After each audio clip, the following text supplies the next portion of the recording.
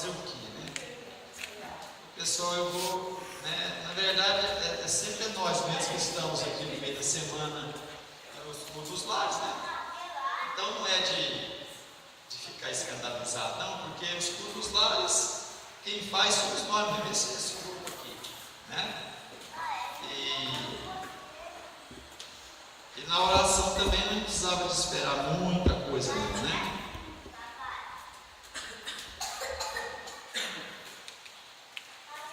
Vamos ler na Bíblia Sagrada.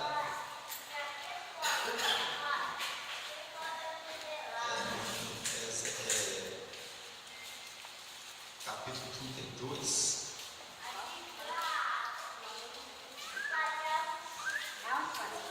É de 2 Crônicas, segundo livro de Crônicas. Glória a Jesus. 32, irmãos. Glória a Deus.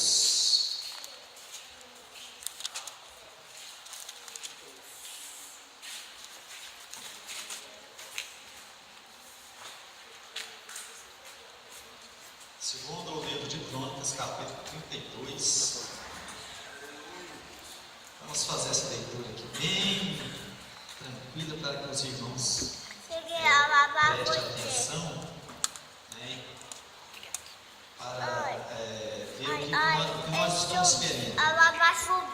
Então diz assim: depois destas coisas e desta fidelidade, veio Senaqueribe, rei da Síria, entrou em Judá, acampou-se contra as cidades fortificadas e intentou apoderar-se delas. Vendo, pois, Ezequias que Senaqueribe vinha e que estava resolvido a peleja contra Jerusalém, resolveu, de acordo com os seus príncipes e os seus homens valentes, tapar as fontes das águas que havia fora da cidade, e eles o ajudaram. Assim, muito povo se ajuntou e taparam todas as fontes, como também o ribeiro que corria pelo meio da terra, pois diziam: por que viriam os reis da Síria e achariam tantas águas? Ele cobrou ânimo, restaurou todo o muro quebrado, e sobre ele ergueu torres, levantou também o outro muro por fora, fortificou a Milo na cidade de Davi, e fez armas e escudos em abundância. Pôs oficiais de guerra sobre o povo, reuniu-os na praça da porta da cidade, e lhe falou ao coração, dizendo: sede fortes e corajosos, não temais, nem vos assusteis por causa do rei da Síria, nem por causa de toda a multidão que está com ele, porque um há conosco maior do que o que está com ele. Com ele está o braço da carne ou de carne, mas conosco o Senhor nosso Deus, para nos ajudar e para guerrear nossas guerras. Então o povo cobrou ânimo com as palavras de Ezequias, rei de Judá. Amém. Podeis nos assentar um instante, irmãos. Eu acredito que a maioria conhece essa história, que Ezequias também era um rei bom. Os reis de Judá, 90% deles ou mais, foram reis que fizeram a vontade de Deus, né? Não totalmente, mas foram reis que tiveram aprovação. Os reis de Israel, você não acha um, é porque o rei de Israel já começou completamente errado. Aqui Ezequias era um homem que fez as coisas corretas. E a Bíblia começa dizendo que depois desta fidelidade, quer dizer, de tudo aquilo que ele foi fiel diante de Deus, veio o general da Síria para pelejar contra ele. Então, por que, irmãos, que veio pelejar? Porque Judá estava próximo, né? Ezequias era um rei próspero, era um rei que ajuntou riquezas.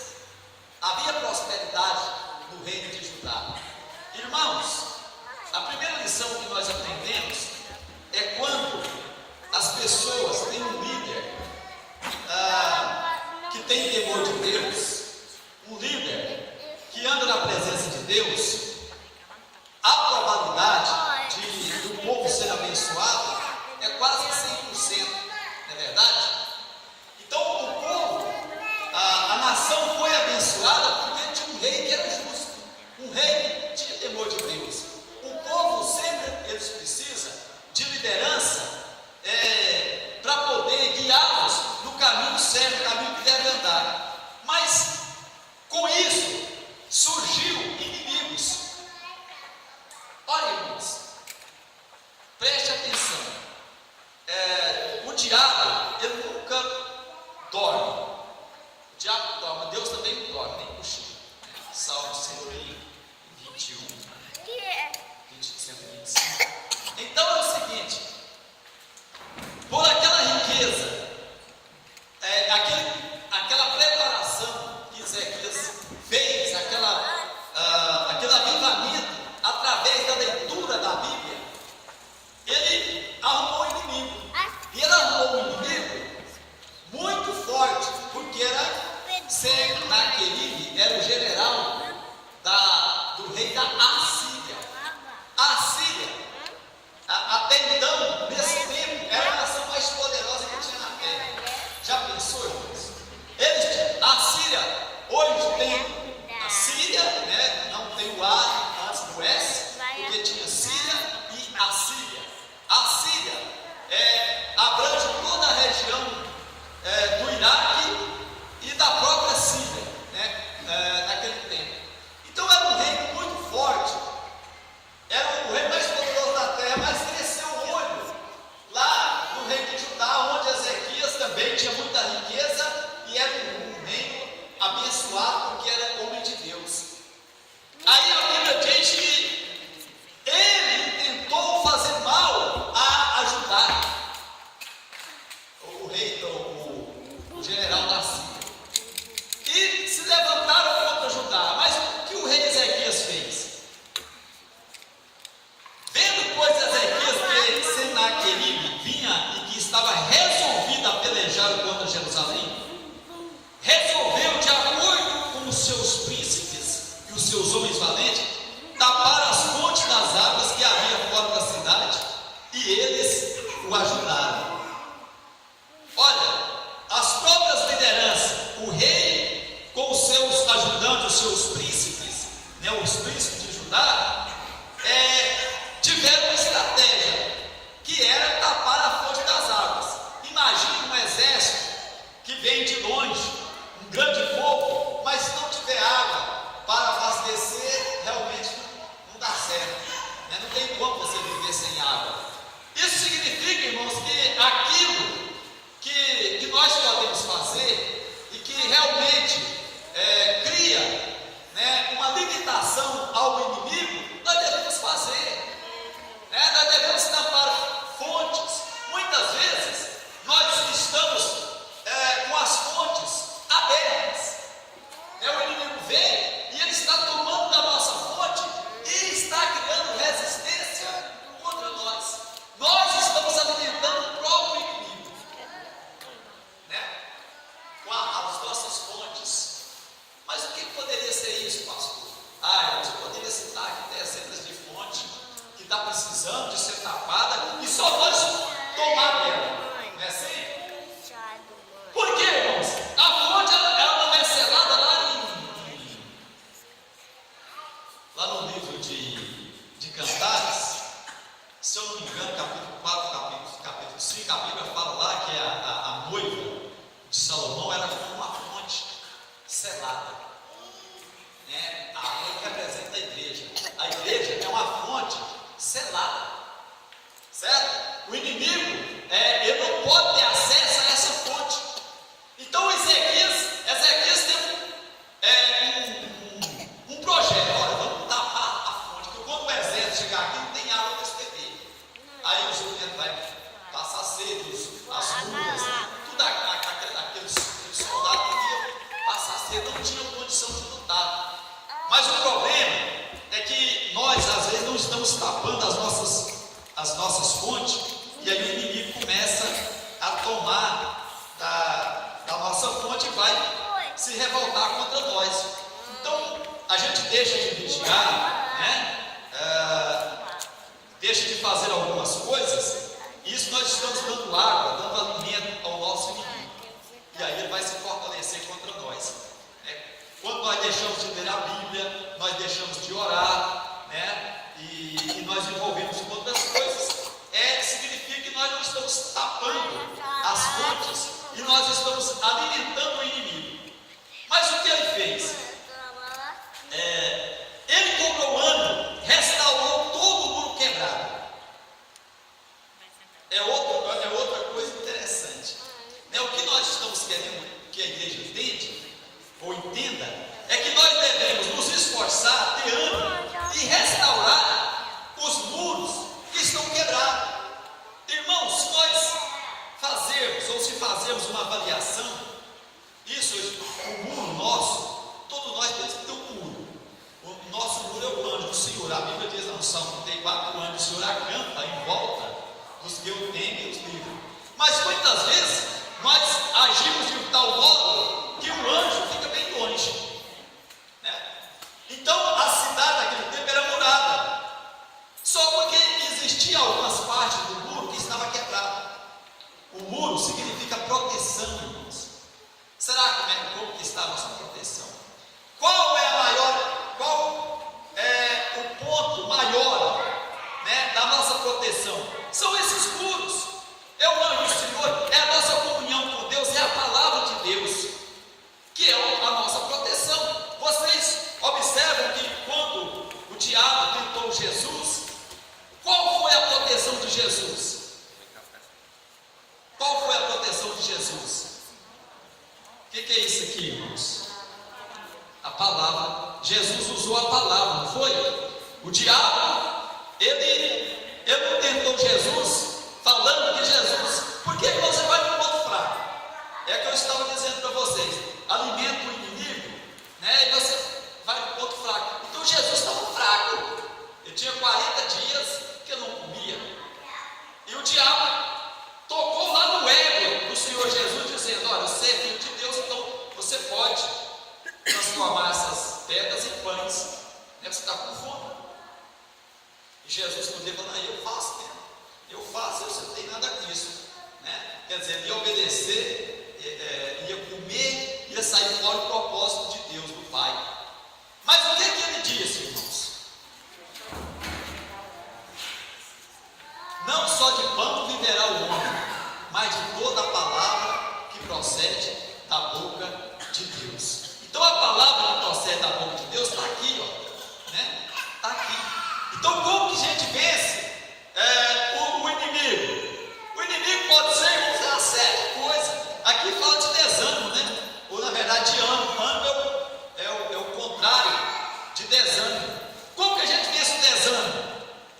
A palavra. Né? Como que você vence as limitações? A palavra. Então não tem jeito do crente viver sem alimentar da palavra.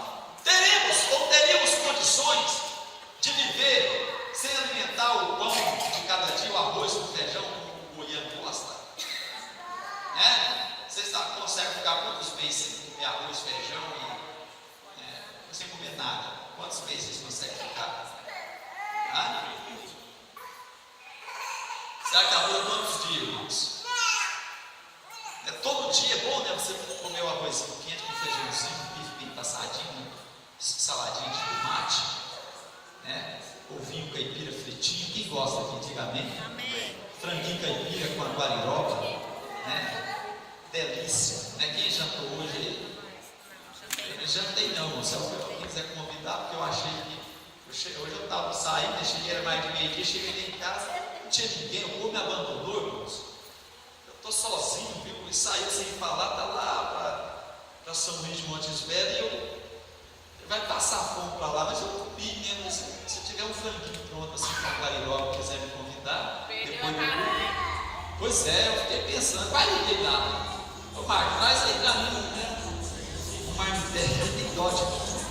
Mas eu estava tão com fome que não teve tempo, né? Achei um arroz lá, que era da noite, né? Falei, vai esse arroz aqui dentro.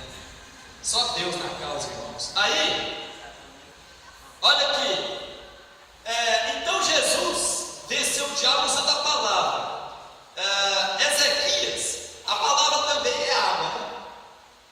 Aí Ezequias, ele cobrou o ânimo, restaurou todo o muro quebrado. Então a palavra, ela é um muro na nossa vida, porque ela que nos defende, ela vai nos defender. Quando você tem ela no coração, não é para você citar o diabo do rapaz.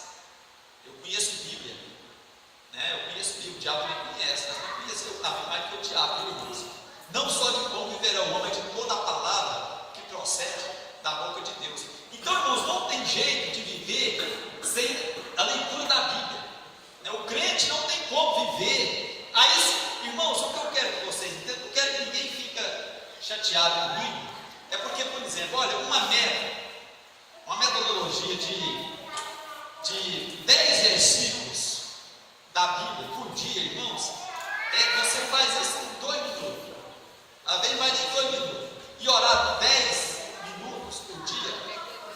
Aí você fala, é tão pouco, pastor, mas eu pergunto, você está fazendo? Todo dia eu vou tirar 10 versículos da Bíblia, eu vou ler e vou orar 10 minutos. Irmãos, a questão é que a gente não faz. Mas compara o tempo que você gasta com outras coisas. Agora, ele cobrou ânimo. Porque tem que ser animado, né? Vem o inimigo. Não, eu vou entregar as contas aqui, porque não, irmão, tem que ter ânimo, né? Vai lá onde o inimigo pode entrar, né? Tampa essas fontes, arruma um jeito, né? Deus te dá sabedoria, dá estratégia para a gente vencer o diabo, vencer o inimigo. Então, ele cobrou o ânimo. Tem que ser animado. A Bíblia diz que nós temos que ser fervorosos no espírito, né? É difícil, é mesmo, mas quem falou que é fácil? Né? Hoje, eu tenho, digamos assim, mais liberdade para fazer do que vocês. Mas, irmãos, eu trabalhei 20 anos de serviço público, né? E conseguia ler a Bíblia, conseguia orar, conseguia fazer a obra de Deus. É sacrifício? É mesmo, né? Ninguém falou que servir a Deus é um mãozinho com açúcar, né? Então, olha aqui. Ele levantou também outro muro por fora. Olha, irmãos, havia um muro. Ele achou que não estava bom, ele colocou outro muro por fora. De sorte que se você atravessasse o muro, tinha outro. Está vendo, irmãos? O quanto que é importante, né? Nós temos que ter ânimo e temos que, se dermos, quando faz 2 muros, faz 3 muros, né? Enquanto o inimigo vai saltando o muro, tem mais muro. Vamos dificultar a vida dele? Vamos dificultar a vida do diabo, né? Contra a igreja, contra nós, contra as famílias. Nós temos que dificultar. Olha aqui, pôs oficiais, ele também fortificou cidades e fez armas e escudos em abundância. Eram as armas mais poderosas que tinha. Era o escudo, né? Pegava aquele escudo aqui, que se alguém jogasse uma flecha ou uma espada, combatia.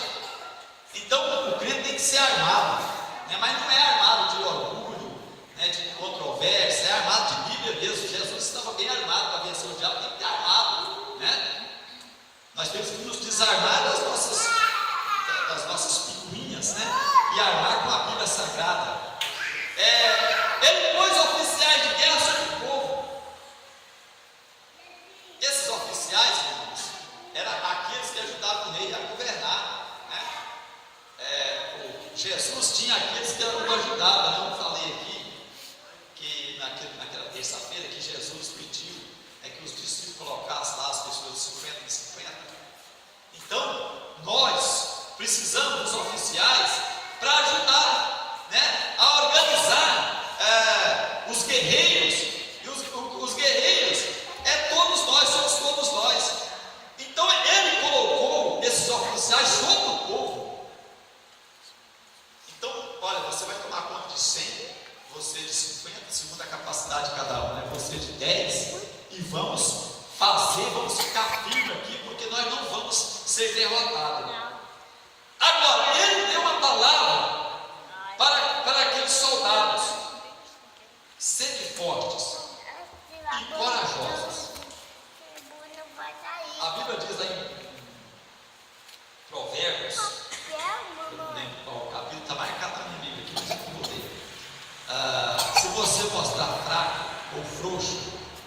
dia da luta, quão fraco você será. Então, se vem a luta, você deitar com as carnes, né? Aí é a mesma coisa de doença, né? Vem a gripe, e aí se você diz, não, tem que só ficar deitado, não, vai tomar um limão, né? Toma um chá quente, né, Fabrício? Toma um chá quente, né? Limão, folha de laranja, alho, né? Cebola, irmãos, e toma aquele negócio tão suador e joga o povo antigo, aquela maldade para fora, né? Assim? Mas se você ficar deitado lá e chorilingando, ela vai te deixar muitos dias deitado. Sede forte e corajosos, não temais, nem vos assusteis, por causa do rei da Síria, nem por causa de toda a multidão que está com ele, porque um há conosco maior do que o que está com ele. A Bíblia diz que uns confiam em carro e outros em cavalo. Era a situação aqui do rei da Síria. Irmãos, ele tinha milhares de soldados, certo? E tudo bem preparado com carros. Como Israel não tinha carro, né? Carros de guerra, naquele tempo só as nações seria como os Estados Unidos hoje, tem bomba atômica, tem bomba de nêutron e de outras bombas que podem destruir o mundo muitas vezes, certo? Então era um pequeno exército, com escudo lá, enquanto o pessoal estava com carros de guerra, eles estavam lá com o escudo deles, lá e o escudo, né? É a mesma coisa que os Estados Unidos querer vir lutar com o Brasil, enquanto eles vêm com bomba atômica, né? Com jatos supersônicos, jogando bomba em cima da cidade. Nós estamos aqui no caiaque, né? Eles têm que exportar aviões, que pega lá cento e tantos aviões e cabe 4.000 soldados, né? Vem para invadir o Brasil, os brasileiros de caiaque, né? Do reminho lá e dá um tiro de lacuché, né? É grave, né, irmãos? Não é, Leonardo? É grave, né? Aí não, os brasileiros do caiaque, né? Dá um tiro na arma, na fuxé, enche pela boca. Quem conhece a fuxé aqui? É uma espingardinha, irmão, que você enche pela boca assim, ó, bate assim, e depois você dá um tirinho, né? É mais fumaça do que tudo. Sai mais fumaça do que, né? Então, irmãos, agora eles vêm lá com aqueles fuzil, né? Que dá 60, 100, 150 tiros por segundo, né? Aquelas balas desse tamanho assim. Rapaz, é grave, né? Esse era o exército da Síria. Mas o rei, ele não se intimidou. Olha, o nosso general, ele é mais forte. O que está mais forte, o que está conosco é mais forte do que está com eles. Irmãos, quem é que está conosco? Deus, né? Jesus. Olha, com ele está o braço da carne, está confiado na carne. Mas conosco está o Senhor, nosso Deus, aleluia, né? Olha aqui, o que aconteceu? O povo cobrou ânimo com as palavras do rei Ezequias. Então, quando o líder, né, ele só tem palavra negativa, não, você não vai dar conta mesmo, nós não vai dar conta, né, nós vamos perder essa guerra, e etc. Aí, irmãos, o inimigo vai nadar de braçada, né? Mas enquanto nós fazemos menção do nome do Senhor, confiar no Senhor, irmãos, Deus, Ele estará conosco, Ele vai nos dar vitória, viu? Então, nessa atitude de Ezequias, o que aconteceu? Quem é que sabe? Ele tomou essa atitude, aí depois o general mandou cartas dizendo: olha, como que vai acontecer, companheiro? Todos os reis caíram nas nossas mãos. Quem é vocês? Quem é o Deus de vocês para livrar vocês? Irmãos, a Bíblia diz que houve lá um negócio. Quem é que sabe essa história? Ela foi repetida 3 vezes por ela ser tão extraordinária. Quando o rei confiou em Deus, o povo cobrou ânimo, confiou em Deus. Irmãos, eles não saíram para a guerra, não. Eles não saíram dando flechada, não saíram com espada, simplesmente confiou no Senhor. O anjo, é mesmo? Meu Jesus. Então, enquanto ele estava orando, irmãos, como nós estamos fazendo aqui, o anjo, não fala os, não. Aqui, quando fala o anjo, sempre, segundo a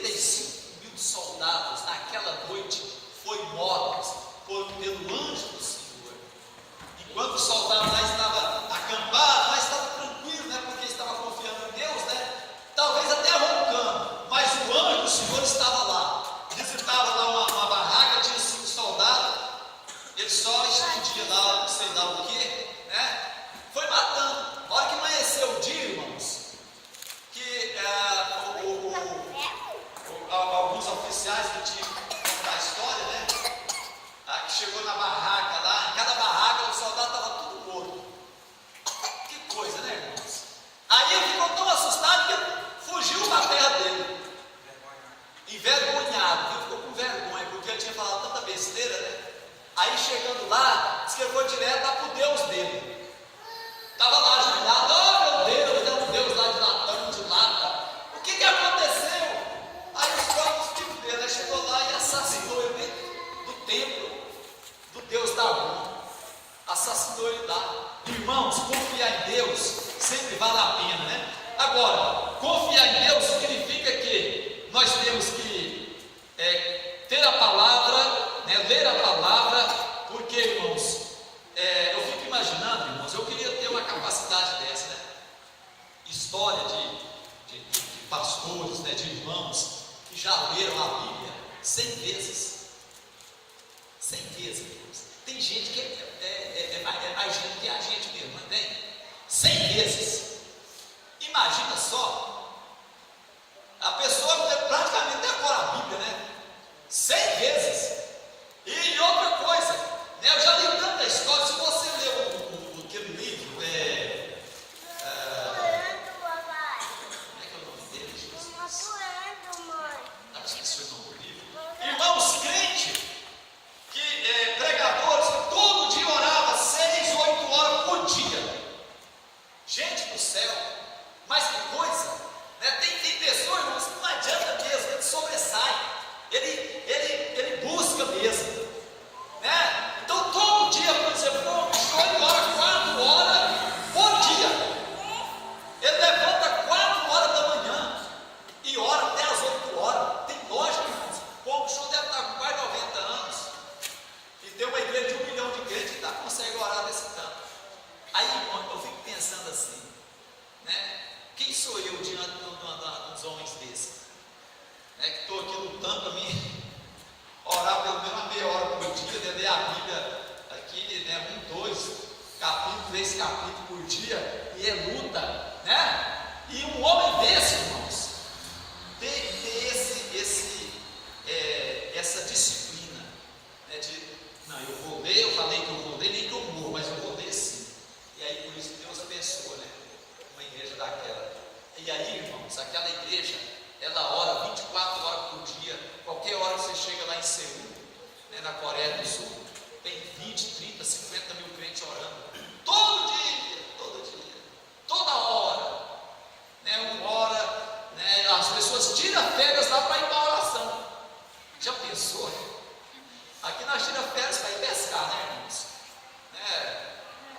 Né, irmãozinho? Com a redinha, vamos, né, irmãozinho? Né, pegar pouco de Buriti, né, fazer um posto de Buriti, é bom, né? É maravilha, né? Só dá certo. Né? Mas irmos tirar férias e passar 7 dias só na água. Lá eles quiseram comprar uma montanha e fizeram pequenos apartamentos. Então, já é reservado. O cliente já é muito crente, né? Então reserva lá o apartamento fulano de tal. Ele tira férias e passa metade das férias em oração, só com água. Tem lá o potinho com água lá e é só isso. Aí é macho. Aí eu fico pensando, a hora que Jesus levar a igreja, né, e chamar, irmãos, vai ter muita surpresa, chamar aqueles crentes, né, coreanos, aquele bichinho do olho rasgado, falar, meu céu, você vai ganhar esse galardão aqui, você orava, né? E o Mauro Basílio, coitado, né? Tem até dó, né? Tem até dó de mim. Então, irmãos, vamos fazer como o profeta Ezequiel, né? Vamos orar, Deus vai nos ajudar, viu? Eu vou cantar um pouquinho aqui. Eu estava aqui ensaiando assim mais cedo não, porque eu gosto desse hino, eu vou cantar ele aqui e a gente vai orar, viu, irmãos? Amém?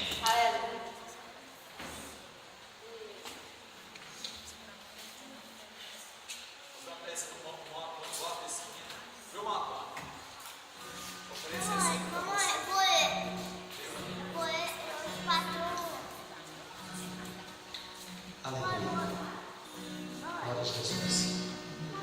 A minha alma está longe do caminho dos céus. Eu era pobre, desprezível, pecador, mas Jesus já transformou minhas trevas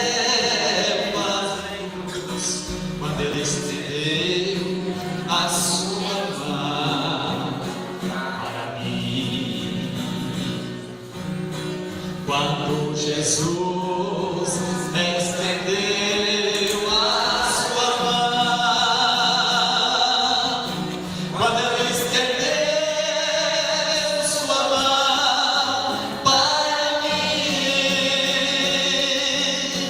eu era pobre, perdido, sem Deus, sem Jesus, quando ele estendeu as suas mãos para mim. Agora me regozijo desde que eu aceitei, e na tempestade eu posso sossegar, pois com ele estou coberto do perigo mal, quando ele estendeu a sua mão para mim. Quando Jesus estendeu a sua mão, quando ele estendeu sua mão para mim, eu era pobre, perdido, sem Deus, sem Jesus, quando ele estendeu a sua mão para mim. Quando Jesus estendeu a sua mão, quando ele estendeu sua mão para mim, eu era pobre, perdido, sem Deus, sem Jesus, quando ele estendeu a sua mão para